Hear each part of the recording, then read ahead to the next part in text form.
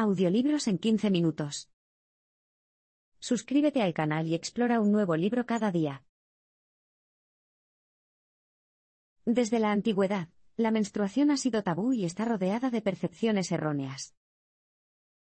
Antes de la era del conocimiento científico, los mitos explicaban por qué las niñas y las mujeres jóvenes sangraban por la vagina mensualmente. Aunque estas historias describían la menstruación como un proceso poderoso, los antiguos también la percibían como un indicador de la inferioridad de las mujeres. Así, la sangre menstrual se entendía simultáneamente como una sustancia sagrada de la vida y una materia tóxica. Así que, aunque a menudo creían que esta hemorragia vaginal eran los restos sagrados de un niño por nacer, los pueblos antiguos también la condenaban como mala y peligrosa. Según el filósofo romano Plinio el Viejo en su libro Historia Natural, escrito en el 77 d.C., la sangre menstrual podía provocar que un caballo sufriera un aborto espontáneo, y el exterminio de las flores, entre otras cosas. Estas afirmaciones permanecieron sin oposición durante más de 1000 años. Además, la creencia de que la sangre menstrual es tóxica persistió hasta bien entrado el siglo XX. Incluso hoy en día, ciertas culturas todavía lo creen. Basándose en la antigua creencia de que la menstruación es el proceso por el que el cuerpo se limpia de la toxicidad de la sangre menstrual, los médicos desarrollaron un procedimiento llamado sangramiento. El derramamiento de sangre era un proceso en el que las enfermedades se trataban mediante el drenaje de sangre de una vena. El derramamiento de sangre se utilizó tanto en hombres como en mujeres. Sin embargo, dado que la menstruación era un fenómeno totalmente femenino, los mitos y las percepciones erróneas que la rodeaban se utilizaron para subvertir la posición de las mujeres en la sociedad antigua. En aquel entonces, una mujer con la regla tenía que ir a una cabaña menstrual. Increíblemente, este acto arcano todavía existe en algunas partes del mundo. No solo eso, sino que la menarquia, o el inicio de la menstruación, iría seguida de rituales. Uno de esos rituales en Columbia Británica obligaba a las niñas a salir al desierto, otro en Nueva Irlanda mantuvo a las mujeres jóvenes en jaulas hasta 4 años. La menstruación también se utilizó como excusa para excluir a las mujeres de diferentes tipos de instituciones. Incluso en la década de 1920, por ejemplo, a las mujeres que menstruaban no se les permitía entrar a las iglesias de todo el mundo, a las bodegas de Alemania o a los laboratorios de opio de Vietnam. Hoy en día, a las mujeres que menstruan se les prohíbe participar en los rituales islámicos. Estas creencias anticuadas en torno a los períodos han tenido un efecto significativo en las sociedades contemporáneas de todo el mundo. Exploraremos esto con más profundidad en los próximos parpadeos. Lo que hoy conocemos como síndrome premenstrual solía diagnosticarse como histeria. A lo largo de la Edad Media, las mujeres que mostraban signos de histeria fueron acusadas de brujas. Estos signos incluían cualquier cosa, desde insomnio hasta estallidos aleatorios de risa o llanto. En los tiempos modernos, sin embargo, los mismos síntomas de la histeria se conocen como síndrome premenstrual o SPM. El diagnóstico de la histeria tuvo un gran impacto en la historia de las mujeres, ilustrando el desconocimiento general de la anatomía y la sexualidad femeninas. Por ejemplo, incluso el padre de la medicina, el médico griego antiguo Hipócrates, creía que la histeria era causada por el útero que serpenteaba alrededor del cuerpo de la mujer. La Asociación Estadounidense de Psiquiatría solo eliminó el término en 1952, y el diagnóstico del síndrome premenstrual se desarrolló un año después. El tratamiento de la histeria implicaba de todo, desde radiografías hasta el uso de sanguijuelas en la vulva de la paciente. Sin embargo, el tratamiento más común consistía en que un médico o una comadrona estimularan el clítoris de la paciente hasta que alcanzara el orgasmo.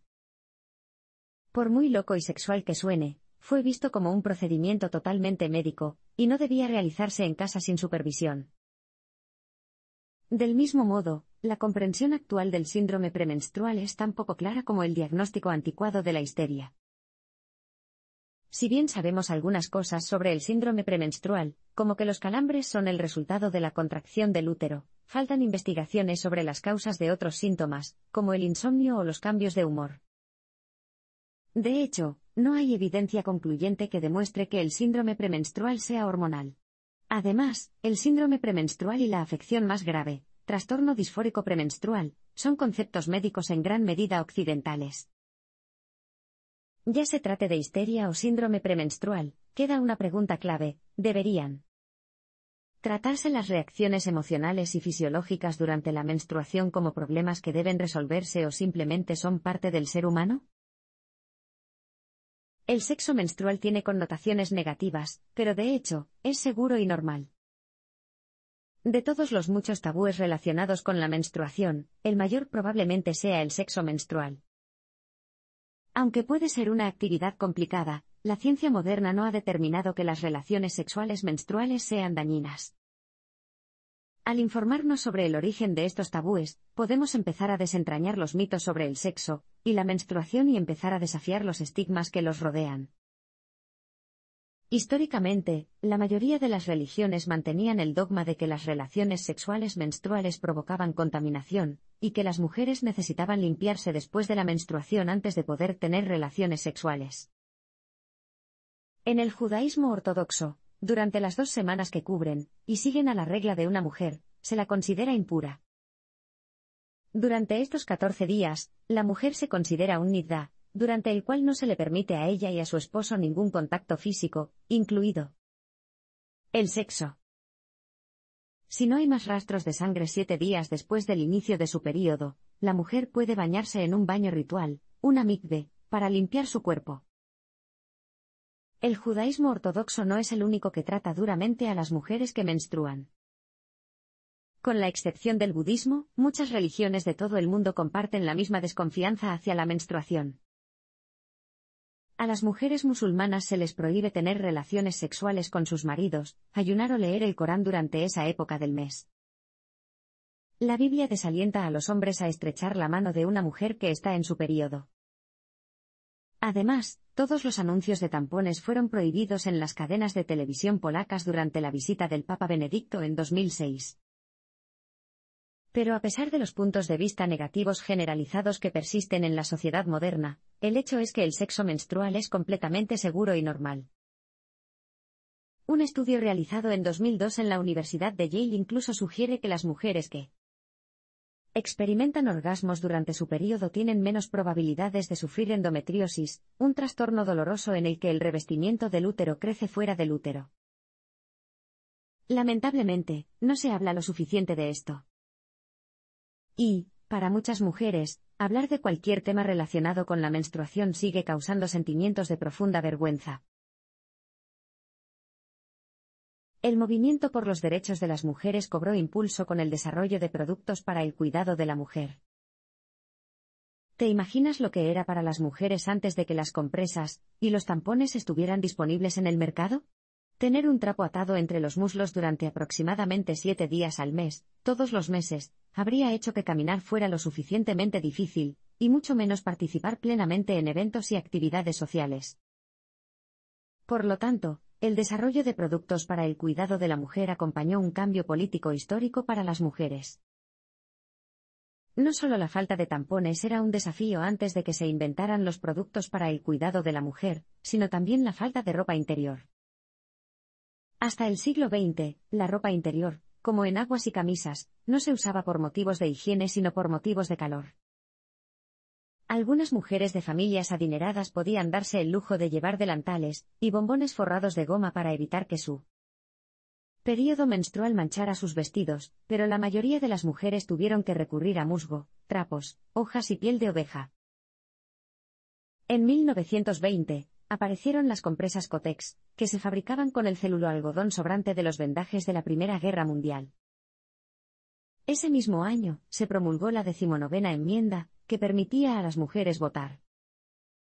Aunque las almohadillas supusieron un gran avance, seguían siendo voluminosas y había que mantenerlas juntas con correas elásticas y alfileres, lo que las hacía muy incómodas.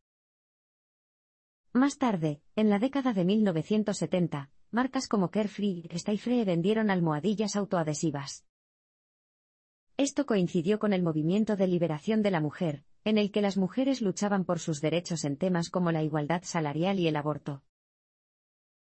Hoy en día, en Occidente, la menstruación ya no es un obstáculo para la educación o la carrera de la mujer. Sin embargo, en África subsahariana, por ejemplo, algunas niñas se ausentan de la escuela entre el 10 y el 20% del tiempo debido a la falta de productos para el cuidado de la mujer. Los anuncios de cuidado femenino perpetúan la antigua creencia de que la menstruación es un fenómeno vergonzoso. Gracias a los anuncios de productos para el cuidado de la mujer en televisión, revistas y vallas publicitarias, la menstruación ha salido de las sombras y se ha hecho más visible que nunca. Sin embargo, centrarse en la menstruación solo ha contribuido a servir al anticuado punto de vista de que la menstruación es vergonzosa y debe ocultarse. El consenso colectivo sobre la menstruación se basó en campañas de marketing exitosas lideradas por la industria del cuidado de la mujer, valorada en $2.000 millones. Los anuncios de Fencare suelen mostrar a mujeres hermosas vestidas con poca ropa y rodeadas de paisajes tranquilos. No se menciona ni hace referencia a la sangre menstrual. Esto sugiere que la menstruación es impura y que las mujeres necesitan limpiarse después. Además, aunque la Asociación Nacional de Emisoras levantó la prohibición de los anuncios de cuidado femenino en 1972, la sangre menstrual sigue representándose con un líquido azul, lo que sugiere que los períodos son demasiado impuros para que los vean el público estadounidense. Además de explotar las inseguridades de las mujeres sobre sus períodos menstruales, las campañas de marketing ahora explotan el miedo a los olores vaginales para vender duchas vaginales. Las bromas sobre los olores vaginales han persistido durante años, creando inseguridades profundamente arraigadas en muchas mujeres. El hecho es que las vaginas sanas por lo general no tienen olor y, si lo tienen, es una señal de que algo no está bien, y debes visitar a un profesional de la salud. Sin embargo, desde la década de 1930, la industria del cuidado femenino ha utilizado anuncios para convencer a las mujeres de que compren productos que oculten estos olores vaginales inexistentes, con el argumento de que estos tratamientos podrían resolver los problemas conyugales. Eran muy peligrosas, las populares duchas vaginales, como la Zonita, una concentración más débil de lejía, y el Lisol, la misma sustancia química que se utiliza para desinfectar la cocina, o incluso una mezcla de agua y vinagre, pueden alterar los niveles de pH del cuerpo y provocar vaginosis bacteriana, infecciones por hongos y, lo que es peor, una enfermedad inflamatoria pélvica. A pesar de la ineficacia comprobada, y el riesgo de los productos para duchas vaginales, entre el 20 y el 40% de las mujeres estadounidenses afirman que los usan con regularidad, lo que demuestra cuán profundamente arraigadas están estas inseguridades. Muchas mujeres carecen de conocimientos básicos sobre los ciclos menstruales y el embarazo. Todos conocemos el significado implícito de las palabras llego tarde, ya sea por haberlas escuchado en un drama televisivo, o por boca de un buen amigo. Lo que muchas personas, incluidas las mujeres, no saben es que un periodo tardío no es necesariamente indicativo de embarazo. Podría indicar cosas muy diferentes, como el estrés, la perimenopausia o incluso que todavía estás ovulando. La ausencia de información sobre los ciclos menstruales y el embarazo es el resultado de la vergüenza colectiva fabricada y explotada por la cultura estadounidense cuando se trata de cualquier cosa relacionada con la menstruación.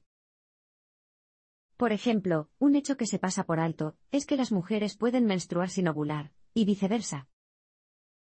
En los 2 años siguientes al inicio de la menstruación, hasta el 80% de los ciclos menstruales no incluyen la ovulación.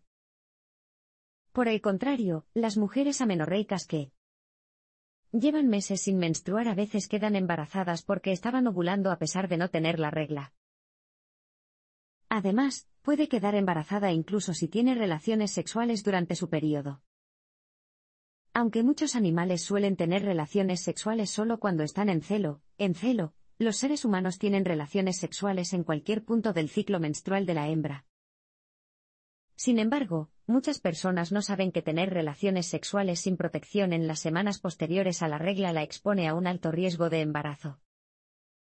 Esto se debe a que usted es más fértil después de su periodo, durante la ovulación.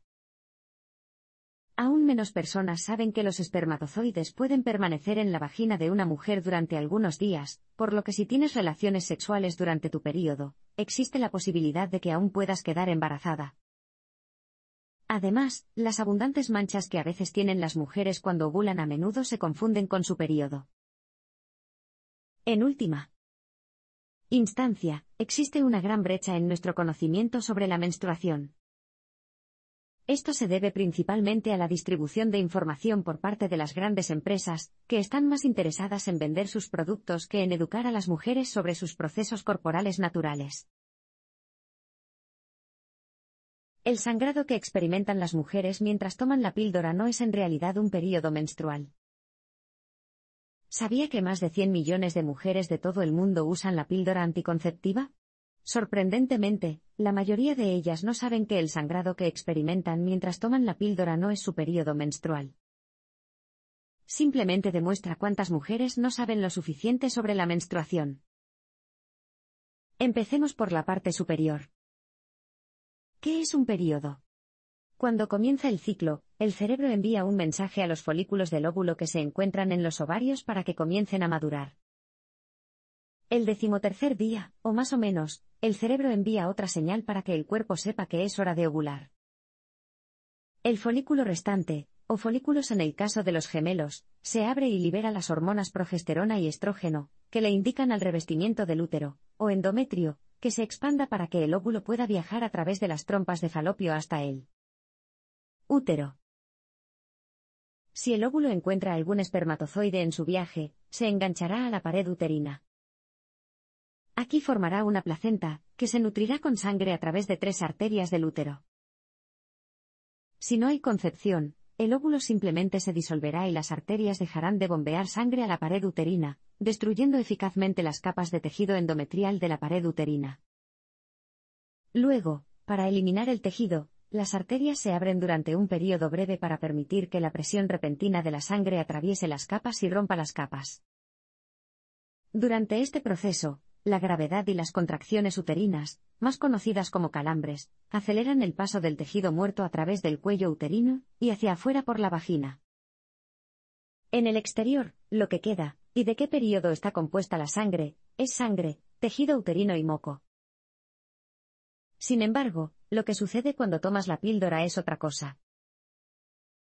Por lo general, las píldoras anticonceptivas contienen estrógeno o una mezcla de estrógeno y progestina, que se toman durante 3 semanas para engañar al cuerpo y hacerle creer que está embarazada. Durante la semana restante, tomas pastillas de placebo, que crean una versión leve del endometrio que se descompone y sale por la vagina. Por lo tanto, cuando tomas la píldora, experimentas versiones más suaves del flujo sanguíneo, calambres y otros síntomas relacionados, porque en realidad no se trata de una menstruación en absoluto. Las compañías farmacéuticas tratan de sacar provecho de nuestra visión negativa de la menstruación y la menopausia.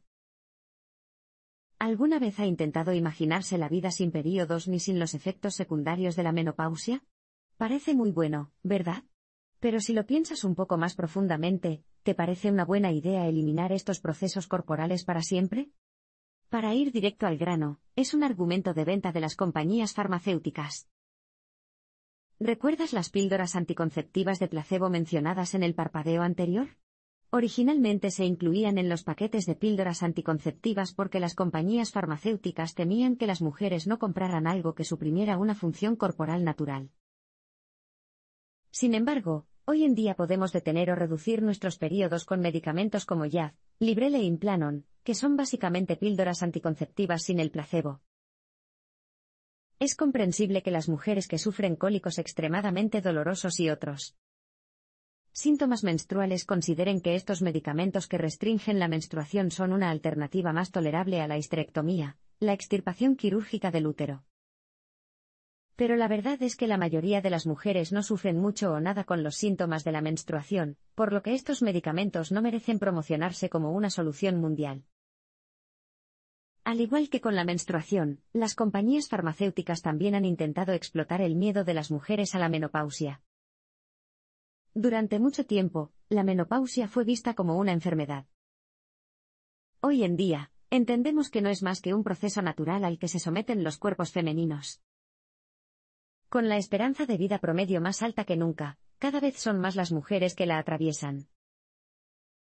Sin embargo, a pesar de la creciente exposición, las mujeres siguen temiendo los síntomas que acompañan a la menopausia, como los sofocos, la dificultad para concentrarse y los cambios de humor, así como los signos del envejecimiento.